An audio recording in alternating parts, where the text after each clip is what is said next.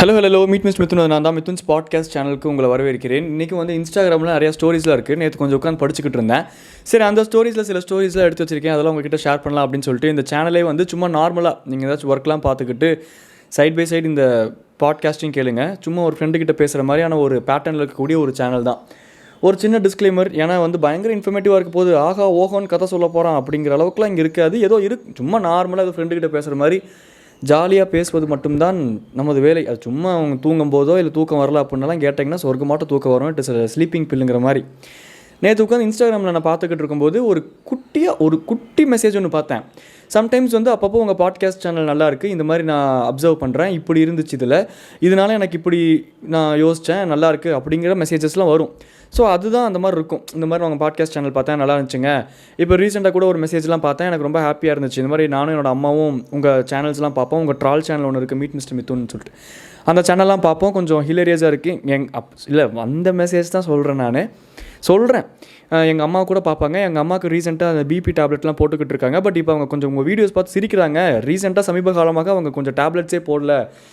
அப்படிங்கிற டாக்டராக நான் அப்படிங்கிற மாதிரி சொல்கிறேன். நல்லா இருந்துச்சு அந்த மெசேஜஸ்லாம். குட்டி காம்ப்ளிமெண்ட்ஸ் கிடைக்கிறது அது நல்லா இருக்கும்ல. அது ஒரு எனர்ஜி பூஸ்டர் மாதிரி, ஒரு ப்ரீ ஒர்க் அவுட் மாதிரி இல்லையா? ஸோ அந்த மாதிரி நான் இது மெசேஜ்னு நினச்சேன். பார்த்தா இத்தனோண்டு பேராகிராஃப்குள்ளே ஒரு கம்ப்ளீட் ஸ்டோரியே இருந்துச்சு. ஆனால் நான் வந்து வளன்னு சொல்லி உங்கள் இதெல்லாம் டைம் வேஸ்ட் பண்ண விரும்பல, நான் ஷார்ட் அண்ட் ஸ்வீட்டாக என்னோடய ஸ்டோரியை சொல்கிறேன் அப்படிங்கிறதே அந்த 2 லைன் போயிடுச்சு. அதை தாண்டி மிச்சம் 4 லைன் தான் இருந்துச்சு அந்த ஸ்டோரி. பட் அதுக்குள்ளே அந்த சிஸ்டர் வந்து ரொம்ப கிறிஸ்பாக அந்த ஸ்டோரியை சொல்லி முடிச்சிட்டாங்க. அவங்களோட ஸ்டோரி இல்லை, ஒரு சிஸ்டர் ஒரு பிரதர் 2 பேர் இருக்காங்க ஒரு வீட்டில். அந்த சிஸ்டரோட அண்ணனுக்கு நடந்த ஒரு கதை. அப்போது அந்த அண்ணன் வந்து ஒரு 22 வயசு பொண்ணை லவ் பண்ணாங்க போல். அப்போ அந்த அண்ணனுக்கு ஆல்மோஸ்ட் இன்னும் அரௌண்ட் 23, 24 அந்த மாதிரி ஒரு ஏஜ் தான் இருக்கும். அந்த மாதிரி ஒரு பையன் வந்து ஒரு பொண்ணை லவ் பண்ணிகிட்டு இருந்தாங்க போல். இவங்க சிஸ்டர் இவங்களோட பெர்ஸ்பெக்டிவ்லேருந்து அந்த ஸ்டோரியை சொன்னாங்க. ஷார்ட் அண்ட் ஸ்வீட்டாக கூட இல்லை, நறுக்குன்னு 4 லைனில் சொல்கிற மாதிரி அந்த ஸ்டோரி சொல்லியிருந்தாங்க. அது என்ன நடந்துச்சு அப்படின்னா, விஷயம் என்ன அப்படின்னா, அந்த 22 வயசு தான் இருக்கும் அந்த பொண்ணுக்கு. இவங்க அண்ணனுக்கு ஒரு 24 வயசு கிட்ட ஆல்மோஸ்ட் அந்த மாதிரி ஒரு ஏஜில் லவ் பண்ணிக்கிட்டு இருந்திருக்காங்க. நல்லா தான் போய்கிட்டு இருந்திருக்கு. மானே தேனே பொன்மானே நடுவில் தேனே போட்டுக்கிறியா, ஓகே, அந்த மாதிரிலாம் போய்கிட்டு இருந்திருக்கு. நல்லா தான் போய்கிட்டு இருந்திருக்கு. அப்புறம் ஒரு டைம் வந்து அந்த லவ் பண்ணிக்கிட்டு இருக்க பொண்ணுக்கிட்ட இந்த அண்ணனோட ஃப்ரெண்டை கூட்டிகிட்டு போனாங்களாமா. எங்கள் அண்ணன் வந்து அவனோட ஃப்ரெண்டை கூட்டிகிட்டு போனான். இன்ட்ரோலாம் கொடுத்தான், இதாண்டா என் ஆள், என் ஃப்ரெண்டுன்னு சொல்லிட்டு. என் அண்ணனோட ஃப்ரெண்டு வந்து கொஞ்சம் அழகாக இருப்பாங்கண்ணா, அது எனக்கே தெரியும், நார்மலாகவே அப்படி தான் இருப்பாங்க. அப்புறம் அப்படியே ஒரு மாதிரி நார்மலாக போய்கிட்டு இருந்துச்சு. ஏதோ ஒரு இடத்துல வந்து சின்ன நெருடல்கள் இருக்கும்ல, இன்ஸ்டிங்டிவ் தாட்ஸாக இருக்கலாம், இல்லை நெருடல்களாக இருக்கலாம். அந்த மாதிரியான சில சுச்சுவேஷன்ஸ்லாம் நடந்திருக்கும் போல். அப்புறம் ஒரு கட்டத்துக்கு மேலே அவங்க அண்ணனுக்கு தெரிய வந்துருச்சாமா. இந்த மாதிரி அவங்க அண்ணனுக்கு தெரியாமல் அவன் கூட்டிகிட்டு போய் இன்ட்ரோ கொடுத்தான்ல அந்த ஃப்ரெண்டும் லவ் பண்ணுற பொண்ணும் 2 பேரும் இந்த இன்ஸ்டாகிராமில் பொழுதுனிக்கும் சேட் பண்ணுறது, இந்த மாதிரியான சில சம்பவங்கள் சரித்திரங்கள்லாம் நடந்திருக்கு.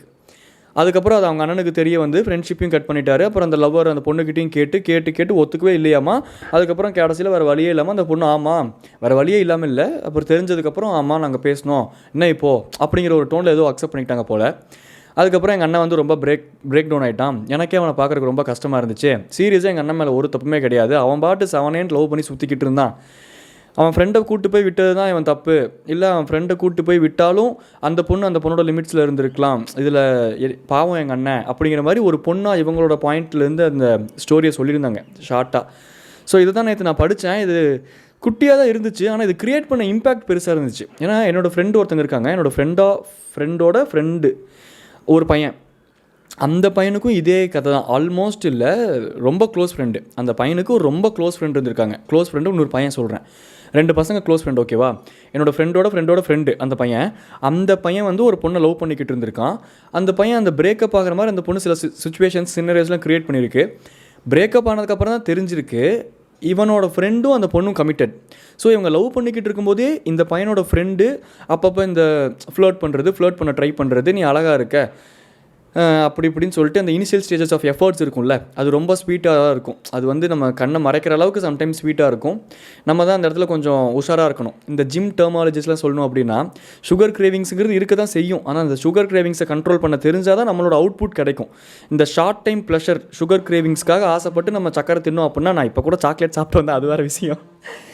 ஆனால் அந்த சொல்கிறேன் நான், டார்க் சாக்லேட் தான். அந்த சுகர் கிரேவிங்ஸ்க்காக நம்ம வந்து அந்த ஷார்ட் டேர்ம் ப்ளஷருக்காக டயட்லாம் இருக்க மாட்டேன், நான் சுகர்லாம் சாப்பிடுவேன், ஆனால் எனக்கு உடம்பு மட்டும் அர்னால்டாட்டம் வரணும் அப்படின்னா அது வராது.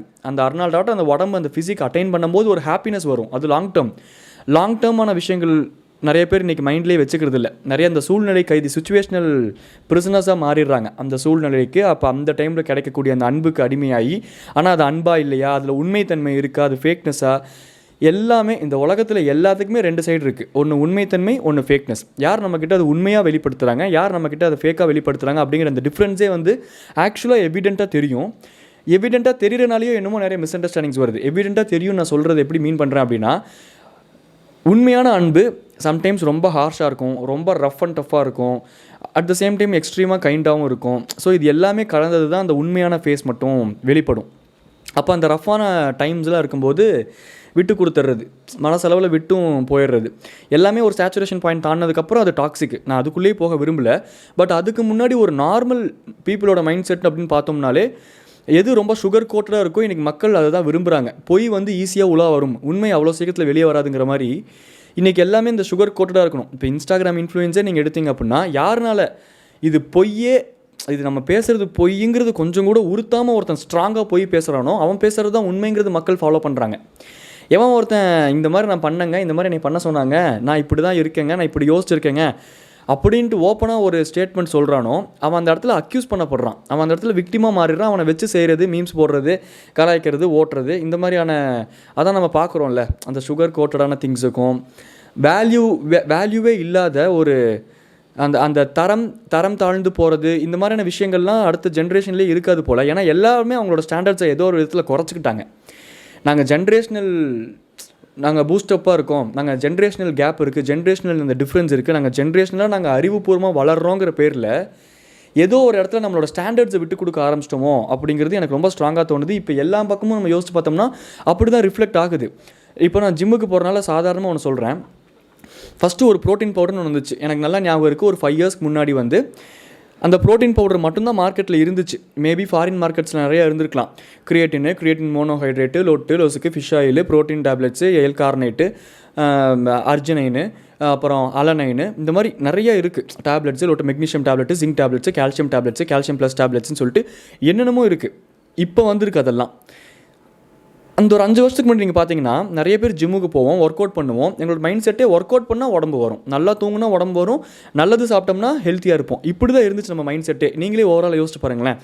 நல்லா சாப்பிடணும், நல்லது சாப்பிடணும், இப்படி இருந்த ஒரு மைண்ட் செட்டு இப்போ எப்படி மாறிடுச்சு அப்படின்னா, காலையில் எந்திரிச்சோன்னே இந்த ஜூஸ் குடிக்கணும், அப்போ தான் க்ளோ ஆகும்.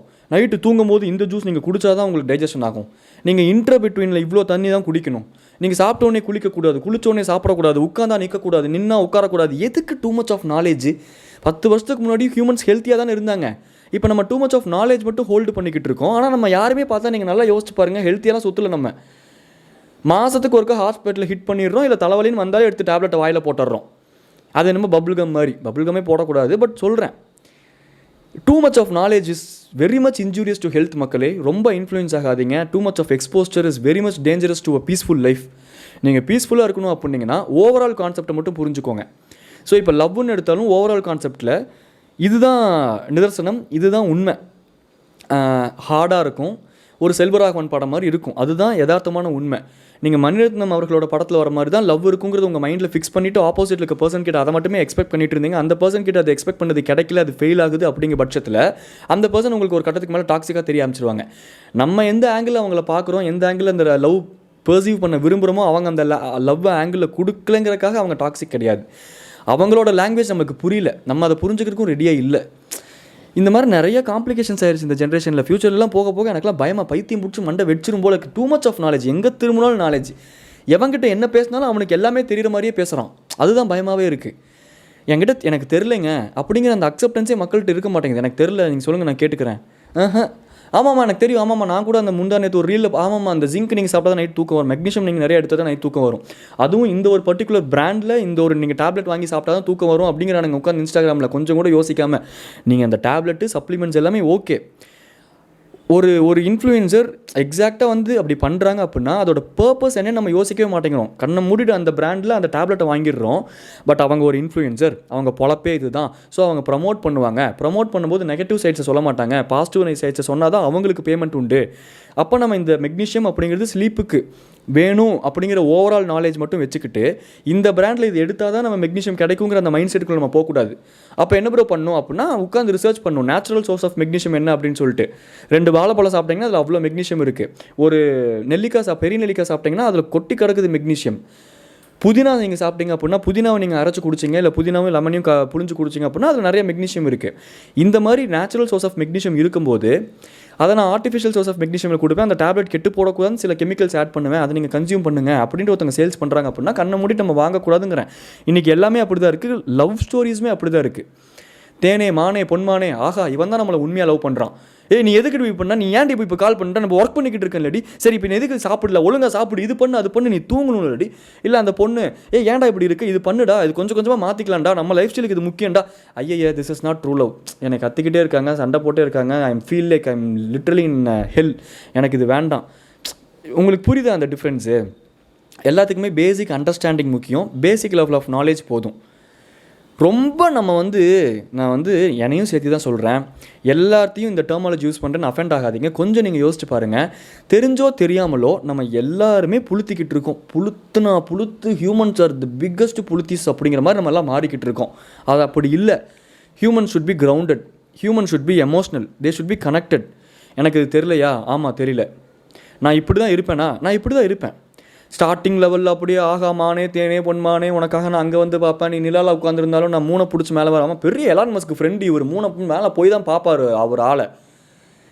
நீ ஏன் எனக்கு நிலாதாண்டி அப்படின்ட்டு ஒரு கவித்துவமாக சொல்லிட்டு அடிச்சு விட்டு போயிடணும்.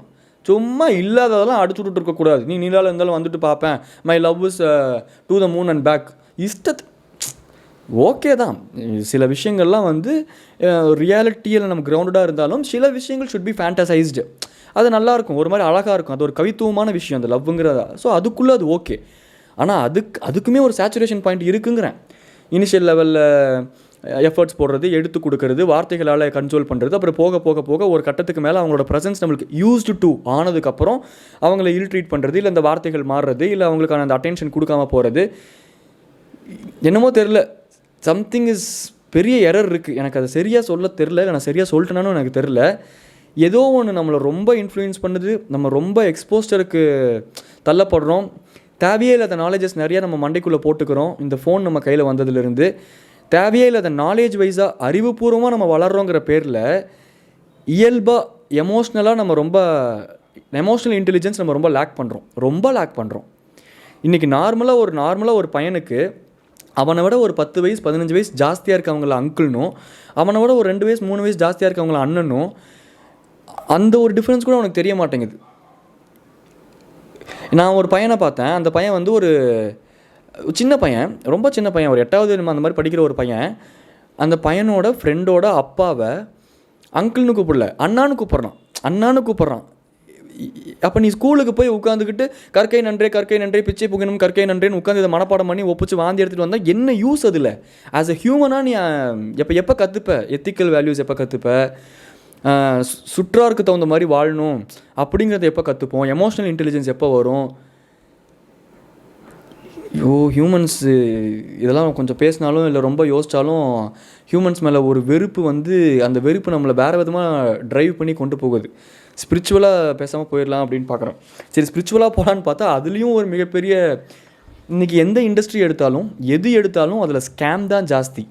ஏன்னா anything in this world is created by humans. அப்போ அதிலிருந்து எப்படி ப்ராஃபிட்டை உருவலாம் அப்படிங்கிறது யோசிக்கக்கூடிய ஆட்கள் இருக்கிற ஒரு விஷயத்தில் எவ்வளோ தான் உண்மைத்தன்மை இருந்தாலும் அந்த உண்மைத்தன்மையை நாடி போகணுமே தவிர்த்து அந்த உண்மைத்தன்மையை வச்சு ஒரு ஹியூமன் கிரியேட் பண்ணுறான்ல அதை நாடி போகக்கூடாது. ஏன்னா அவனோட இன்டெலிஜென்ஸுக்கு நம்ம இரையாகிறோம் அப்படின்னு அர்த்தம். இப்போ என்ன சொல்ல வரேன்னா, இப்போ நீங்கள் யோசிச்சு பாருங்கள், கடவுளை நம்பலாம். அதாவது அவர் மேலே உட்காந்துக்கிட்டு இருக்காரு, நம்மளை பார்த்துக்கிட்டு இருக்காரு, அவர் அப்பப்போ பிளிங்க் பண்ணுவார், கண் அவருக்கு ஏதாச்சும் வில்ல விழுந்துச்சுன்னா கண்ணை இப்படி கையை வச்சு இப்படி சொரிஞ்சுக்கிட்டு இருப்பார். அந்த மாதிரிலாம் ஏதோ ஒரு சுப்பீரியர் பவர் இருக்குது, சம்திங். நம்ம அதனால தான் அந்த இன்ட்யூஷனுங்கிறோம், நேச்சருங்கிறோம், நம்ம லிட்ரலாக தப்பாக போக வேண்டிய சில இடங்களில் திடீர்னு யாரும் நம்ம கையை பிடிச்சி நல்ல ரூட்டில் கூட்டிகிட்டு போகிற மாதிரி இருக்கும் லைஃப்பில். அப்போ ஓவராலாக பார்க்கும்போது தேர் இஸ் சம்திங், ஏதோ ஒன்று இருக்குது, ஒரு சூப்பர் நேச்சுரல் பவர். அந்த சூப்பர் நேச்சுரல் பவர் கிட்ட நம்மளை சரண்டர் பண்ணிக்கலாம். நம்ம அதுக்குன்னு ஒரு ஃபார்ம் கொடுத்துருக்கோம், அதுக்குன்னு ஒரு ஸ்ட்ரக்சர் கொடுத்துருக்கோம், கோயில்கள், கடவுள்கள், மசூதிகள், சர்ச்சுகள். அந்த இதில் நம்ம என்ன பேட்டர்னில் இருக்கோமோ அதை ஃபாலோ பண்ணலாம், தப்பு கிடையாது. ஆனால் அதை வச்சு ஹியூமன் ஒன்று க்ரியேட் பண்ணுறான்ல, இந்த மந்திரம், இந்த எந்திரம் வாங்கி தான் அங்கே மாட்டினா தான் உங்கள் வீட்டில் இது நடக்கும், கருவேப்பிலையை கொண்டு போய் தலைக்கல்லில் சொருகுனா தான் உனக்கு பணம் சேரும், நீ போய் திருச்செந்தூரில் கடலை முறைச்சிட்டு வந்தால் தான் உனக்கு நல்லது நடக்கும். இன்றைக்கி இந்த ஒரு டெர்மாலஜி இருக்குது, அந்த டெர்மாலஜி பேர் சந்திராஷ்டமம். இந்த டெர்மாலஜி உனக்கு வந்துருச்சுனாலும் இன்றைக்கி நாளே மோசமான நாள் இருந்துட்டு போட்டுமே. மோசமான நாளாக இருந்துச்சு அப்படின்னா நம்ம பெஸ்ட்டு லெசனை கற்றுப்போங்கிற மைண்ட் செட்டே இன்றைக்கி ஹியூமன்ஸ்க்கு வரல. ஆஹா இன்றைக்கி சந்திராஷ்டமம் மோசமான நாள், நம்ம வீட்டுக்குள்ளேயே இருப்போம் அப்படின்னு 24 ஹவர்ஸை வேஸ்ட் பண்ணுறதே மோசம் தானே. இந்த டெர்மாலஜிஸ்குள்ளே, ஹியூமன்ஸ் கிரியேட் பண்ண டெர்மாலஜிஸ்குள்ளே மட்டும் நீங்கள் சிக்கிக்காதீங்க. அந்த டெர்மாலஜிஸை ஒருத்தங்க ஒரு ஆஸ்பெக்டில் பார்க்குறாங்க, அந்த ஆஸ்பெக்டை உங்ககிட்ட கடத்துறாங்க அப்படின்னா உங்களுக்கு அதுலேருந்து என்ன ஆஸ்பெக்ட் அப்படிங்கிறத யோசிங்க. அவன் ஆஸ்பெக்டை உண்மையை நம்பாதீங்க. இப்போது ஃபார் எக்ஸாம்பிள் சொல்லணுன்னா, என்னோடய ஃப்ரெண்டோட லைஃப் இன்சிடென்ட்லேருந்து ஒன்று சொல்கிறேன். ஜாதகம்லாம் பார்க்க போகிறாங்க, ஒருத்தங்க கேட்குறாங்க, அந்த ஜாதகம் பார்க்குறவங்க கேட்குறாங்க, இந்த ஒய்ஃப் உனக்கு செட் ஆக மாட்டா. ஏன் செட் ஆக மாட்டா? இவன் வந்து ரொம்ப அம்மா அப்பா ஓரியன்டான பொண்ணு, வாழ்க்கை கடைசி வரைக்கும் அவங்க அம்மா அப்பாவுக்கு காசு கொடுத்து ஹெல்ப் பண்ணணும்னு நினைப்பா, உனக்கு எப்படி அது செட் ஆகும்? அது அவங்களோட மைண்ட் செட்டு. அந்த ஜாதகம் பார்க்குறவங்க அவங்க 80s பிறந்தவங்க, 70s பிறந்தவங்க. ஒரு பொண்ணு வீட்டுக்கு வந்துட்டானா அந்த பொண்ணு கம்ப்ளீட்டாக நமக்கு சொந்தம் அப்படிங்கிற மைண்ட் செட் உள்ள ஒரு ஜென்ரேஷனு. அப்போ அந்த பொண்ணு சம்பாதிக்கவே போனாலும் அந்த காசு ஃபுல்லாக எனக்கு வேணும் அப்படின்ட்டு யோசித்த ஒரு ஜென்ரேஷனுக்கு அது தப்பு தான், அது தப்புன்னு தெரியுது. அப்போது அவங்களுக்கு அது தப்புன்னு தெரியுது. அப்போது இது வேண்டவே வேண்டாம், அந்த பொண்ணே ரொம்ப மோசமான பொண்ணு அப்படின்னு ஒரே அடியில் அடித்து நவுத்திடுறாங்க. டக்குன்னு இவன் வந்து வேறு இந்த கொஸ்டினே கேட்காம அதை நம்பினான்னு வச்சுக்கோங்களேன். யோசிச்சு பாருங்கள், ஐயோ நம்ம தப்பான ஒரு பொண்ணை சூஸ் பண்ணிட்டோமோ, இல்லை ஜாதகம் செட் ஆகலையோ, அப்போ நாளைக்கு நம்ம நல்லா இருக்க மாட்டோமோ அப்படின்ட்டு நம்புற இடத்துல அவன் லைஃபே ஸ்பாயில் ஆகுதா? ஆனால் இன்றைக்கி இருக்கக்கூடிய ஜென்ரேஷனில் அந்த பையனுக்கு ஒரு மைண்ட் செட் இருக்குது, என்னோடய அம்மா அப்பாவை நான் பார்த்துக்கிறேன்ல அதான உசிதம். அப்போ அந்த பொண்ணோட அம்மா அப்பாவை பார்த்துக்கிறது தானே உசிதம். அது ஒரு நல்ல குவாலிட்டி தானே ஒரு பொண்ணுக்கிட்ட இருக்கிறது. நான் என்ன எக்ஸ்பெக்ட் பண்ணுறேன், மிஞ்சி போனால் என்கிட்ட சொல்லிட்டு பண்ணு, இல்லை ஒரு வார்த்தை கேட்டுட்டு பண்ணு, make me feel respected. But நீ உன்னோட அம்மா அப்பாவுக்கு நீ பண்ணணும், அதுதான் உன்னோட basic core quality. I respect that and I love that அப்படின்னு ஒரு பையன் இருக்கான். இப்போ எவ்வளோ பெர்ஸ்பெக்டிவ் சேஞ்சஸ் இருக்குது பார்த்தீங்களா ஒரு 2 பர்சன்ஸ்குள்ளேயே. அப்போ ஆப்போசிட்டில் இருக்க பர்சன் ஒன்று சொல்லிட்டாங்க அப்படின்னா அவங்களோட பெர்ஸ்பெக்டிவில் அது தப்பு. நம்மளோட பெர்ஸ்பெக்டிவ் கொஞ்சம் டில்ட் பண்ணி ஷிஃப்ட் பண்ணோம் அப்படின்னா அது வந்து ஒரு நல்லா இருக்குது, நல்ல விஷயம், அது தப்பு கிடையாது. நான் நாளைக்கு எனக்கு எக்ஸாம்பிள் சொல்கிறேன், நமக்கு நாளைக்கு ஒரு பொண்ணு பிறக்குது, அந்த பொண்ணுக்கு ஒரு மேரேஜ் ஆகுது. அந்த பொண்ணு அப்பப்போ வந்து அப்பா அம்மாவை எங்களை பார்த்துட்டு போகணும், என்னையை பார்த்துட்டு போகணும், நான் அப்பப்போ வந்து அப்பா உங்களுக்கு இந்த அமௌண்ட் வேணுமாப்பா, நீங்கள் ஃபினான்ஷியலாக ஸ்டேபிளாக இருக்கீங்களாப்பா அப்படின்ட்டு அந்த எமோஷனல் கனெக்ட்டுக்காக ஒரு வார்த்தை கேட்கணும் அப்படின்ட்டு ஒரு அப்பா எக்ஸ்பெக்ட் பண்ணுறதுல என்ன தப்பு? ஒரு பொண்ணை பெற்றுட்டோங்கிற ஒரே ஒரு காரணத்துக்காக ஒரு அப்பா வந்து இதெல்லாம் எக்ஸ்பெக்ட் பண்ணக்கூடாதா? அப்போ இது எவ்வளோ பெரிய முட்டாள்தனம் சொல்கிறேன். நான் அந்த பெர்ஸ்பெக்டிவ் சேஞ்சுக்காக சொல்கிறேன், இவ்வளோ இருக்குது. அதனால் என்னமோ தெரில, இந்த பொண்ணு அவங்க 22 வயசு 20 வயசுலலாம் அவ்வளோதான் மெச்சூரிட்டியும் இருக்கும். ஒருத்தன் அழகாக தெரிஞ்சான் அப்படின்னா அப்பியரன்ஸ் அந்த ஏஜில் அப்பியரன்ஸ்க்கு முக்கியத்துவம் கொடுக்க தோணும். அதுக்குன்னு 28 வயசுலாம் ஆகிட்டிங்கன்னா அப்பியரன்ஸ் முக்கியத்துவம் கொடுக்க மாட்டேங்களா அப்படின்னா நான் வாழ்க்கையில் அப்பியரன்ஸை பார்க்கவே மாட்டேன் அப்படின்னு சொல்கிறவன் ஒன்னா number fake. Every one in this world when it comes to marriage அவங்களோட அந்த ஒரு இதுலேயே பார்ப்பாங்க, அதுக்கு மேலேயும் பார்க்க மாட்டாங்க, கீழேயும் பார்க்க மாட்டாங்க. when it comes to arrange marriage நீங்கள் ப்ராக்டிக்கலாக அந்த சுச்சுவேஷன்ஸ்லாம் இருந்தீங்கன்னா உங்களுக்கு புரியும் அப்பியரன்ஸ் எவ்வளோ ரோல்ஸ் ப்ளே பண்ணுது அப்படிங்கிறத. நம்மளை க்ரூம் பண்ணிக்கணும். நம்மளோட அப்பியரன்ஸ் நல்லா இல்லை, என்ன மித்தும் நீ ஆளே ஒரு மாதிரி இழைச்சிட்ட, எனக்கு இது பிடிக்கல அப்படின்னு ஒருத்தர் சொல்லிட்டாங்கிறக்கோசரம் நான் டவுன் ஆகக்கூடாது. நீ யார் அப்பியரன்ஸை பற்றி நீ பேசுகிறதுக்கு, அப்பியரன்ஸை பற்றிலாம் பேசுகிறியாச்சி அப்படின்னு நான் அவனை ப்ளேம் பண்ணக்கூடாது. Okay, I will groom my self. எனக்கு தெரியும் நான் என்னென்ன பண்ணால் இன்னொன்று அழகாக இருப்பேன், என்னென்ன ஃபுட் இன்டேக் இருந்துச்சுன்னா என் கட் ஹெல்த் நல்லாயிருக்கும், என் கட் ஹெல்த் நல்லா இருந்துச்சுன்னா என் மூஞ்சி க்ளோ ஆகும். அதெல்லாம் நான் பண்ணுறதை நான் லேக் பண்ணுறேன். ஐ ஆம் lacking something which attracts a comment from other person. அது ஃபஸ்ட்டு நான் லேக் பண்ணுறேங்கிற நாலேஜ் எனக்கு இருக்கணும். அடுத்தவனை நம்ம ப்ளேம் பண்ணக்கூடாது. ஆனால் அந்த சொசைட்டி ஈஸியாக ஒருத்தனை ப்ளேம் பண்ணிடும். ஒருத்தன் நான் சொன்னேன்ல உண்மையாக இருந்தானா அவனை வந்து ஓவர் ஷேடோ பண்ணிடும்ன்ட்டு. Appearance is persistent. இந்த உலகத்தில் அது இருக்க தான் செய்யுது அப்படிங்கிற இந்த யதார்த்தமான உண்மையை பேசுகிறவன் என்றைக்குமே இந்த உலகத்தில் கெட்டவன். ஒருத்தன் அப்படியே லிட்ரலாக அவனோட பர்சனல் லைஃப்பில் அவ்வளோ, அதாவது அந்த ஒரு சேச்சுரேஷன் பாயிண்ட்டை தாண்டி அப்பியரன்ஸ்க்கு இம்பார்ட்டன்ஸ் கொடுப்பான். ஒரு ஃப்ரெண்டு பிடிக்கிறது கூட அப்பியரன்ஸும் ஸ்டாண்டர்டும் அவங்ககிட்ட காசு இருக்கா இல்லையா அப்படிங்கிறத பார்த்து பழகுவான். ஆனால் அவன் வந்து இன்ஸ்டாகிராம்லேயும் யூடியூப்லேயும் உட்காந்து பேசுவான். நான்லாம் என்றைக்குமே என்னங்க இது 40 வயசுக்கு மேலே தோல் தொங்கிருங்க, சுருங்கிருங்க. ஒரு ஆசிட் நம்ம மூஞ்சியில் பட்டுருச்சுன்னா நம்ம ஸ்கின்னே ஸ்பாயிலுங்க, அப்பியரன்ஸுங்கிறது ஒன்றுமே இல்லைங்க அப்படிம்பா. அவனுக்கு வரும் லட்சக்கணக்கான லைக்ஸ். எப்பா இவரை மாதிரி ஒரு மனுஷனா, வா வாட் அ மேன் அப்படிம்பாங்க. Sugar coated. அட போங்கடா நீங்களும் உங்கள் ஐடியாலஜிஸும் ஹியூமன்ஸும். பாவம் அந்த பையன் சீரியஸாக அவன் ஃப்ரெண்டை எவ்வளோ நம்பி கூப்பிட்டு போயிருப்பான், என்ன ஒரு நம்பிக்கையில் இன்ட்ரோ கொடுத்துருப்பான். பசங்க எல்லாருமே ஃப்ளெக்ஸ் பண்ணுறோம்ல, பசங்க வந்து பசங்களோட ஆள் வந்து பசங்களுக்கு வந்து தங்கச்சி மாதிரி, தங்கச்சி தான் லிட்ரலாக எங்களுக்கு ஃபேமிலி ஃப்ரெண்டு தான், அதை தாண்டி நாங்கள் வேறு எதுவுமே யோசிக்க மாட்டோம், பசங்க அவ்வளோதான் நாங்கள் யோசிப்போம். ஒரு பையனுக்கு என்னோடய ஃப்ரெண்டுக்கு தங்கச்சியே இருந்தாலும் அந்த என் ஃப்ரெண்டோட தங்கச்சி எனக்கு தங்கச்சி தான். இது மேக்ஸிமம் ஆஃப் த பாய்ஸ் கிட்ட உண்டான ஹேபிட் தான், இது உண்மை தான் ஆக்சுவலாக. ஆனால் இன்றைக்கி நிறைய இந்த மாதிரி வருது. இந்த ஃப்ரெண்ட்ஸே, அதாவது ஒரு பையனோட ஃப்ரெண்டே அந்த பையனோட லவ்வுக்கு ஆப்பு வைக்கிறது, ஒலை வைக்கிறது, அந்த பொண்ணை கரெக்ட் பண்ண ட்ரை பண்ணுறது. இல்லை நான் ரொம்ப ஷாக்கிங்கான ஒரு இன்சிடெண்ட் வந்து எனக்கு நடந்துச்சு லிட்ரலாக. எனக்கு என்னோடய ஃப்ரெண்டோட ஒரு ஃப்ரெண்டு, நாங்கள் ஒரு ரூமில் எல்லாருமே இருக்கிற ஒரு சமயத்தில் அவன் ஒரு ஃபோட்டோ காட்டுறான். ஏய் இது யாரா இவங்க அப்படி இப்படின்னு சொல்லிட்டு ஒரு 2-3 ஃபோட்டோஸ்லாம் நார்மலாக காமிச்சிக்கிட்டு இருக்கான். நார்மலானா நம்ம சம்டைம்ஸ் பர்சனலாக செல்ஃபீஸ் எடுத்து நமக்கானவங்களுக்கு அனுப்புவோம்ல, அந்த மாதிரி. அதாவது பர்சனலாக எக்ஸ்ட்ரீமாக நான் சொல்ல வரல, ரொம்ப இயல்பாக நம்ம செல்ஃபீஸ் சோஷியல் மீடியாலாம் போஸ்ட் பண்ணாத சும்மா குவர்க்கியாக செல்ஃபீஸ்லாம் எடுத்தோம் அப்படின்னா நம்மளோட ஆளுக்கு நம்ம அனுப்புகிறோம், நம்ம ஃபேமிலி குரூப்பில் போடுறோம், அந்த மாதிரியான செல்ஃபீஸில் ஒரு 4-5 ஃபோட்டோஸ் காட்டினான். ஓகே அவன் லவ் பண்ணுற பொண்ணு போல் அவனுக்கு ஃபோட்டோஸ் அமைச்சிருக்கே அப்படின்னு சொல்லிட்டு நானும் அதெல்லாம் அப்படியாடா இந்த பொண்ணு லவ் பண்ணுறியா, லவ்வா நான் என் ஃப்ரெண்டு பண்ணுறான் ப்ரோ, உன் ஃப்ரெண்டு லவ் பண்ணுறேன், அந்த பொண்ணையோட ஃபோட்டோ எதுக்குடா உன் ஃபோனில், அவன் தான் ப்ரோ அமுச்சு விட்டான், அந்த பொண்ணு அவனை ஏமாத்திருச்சு, அதை பழி வாங்கணுங்கிறதுக்காக இந்த ஃபோட்டோஸ்லாம் அமுச்சு விட்டான், இது இல்லாமையும் வேறு சில ஃபோட்டோஸ் இருக்குது அதெல்லாம் காமிக்க மாட்டேன் அப்படின்னு சிரிக்கிறான். எனக்கெல்லாம் என்னடா என்ன தெரில, என்னால் நார்மலைஸே பண்ண இப்போ வரைக்கும் இது நடந்து 2 வருஷம் இருக்கும், என்னால் இப்போ வரைக்கும் அதை மைண்ட் லெவலில் நார்மலைஸ் அதை ப்ராசஸே பண்ண முடியல. அது எப்படி எம்பத்தின்னு ஒன்று இருக்குல்ல, அது ஒரு செகண்டாச்சும் நம்மளை கொஸ்டின் கேட்காதா? நமக்கு ஒரு சிஸ்டர் இருந்து இந்த மாதிரி அவங்க ஃபோட்டோ இப்படி போச்சுன்னா, இல்லை நமக்கு அந்த பொண்ணு ஏமாற்றட்டும், அப்போ அந்த பொண்ணு சாணியை தொட்டு நக்குச்சா அப்படின்னா நீ சாணி அள்ளி வாயில் வச்சு சாப்பிடுவேன். அதுதான் இன்றைக்கி உள்ள ஸ்டாண்டர்டு. அன்னைக்கு உள்ள ஸ்டாண்டர்டில் எப்படி தெரியுமா இருந்துச்சு, சுட்டாலும் சங்கு வெண்மை தரும், கெட்டாலும் மேன்மக்களே அப்படி தான் இருந்துச்சு.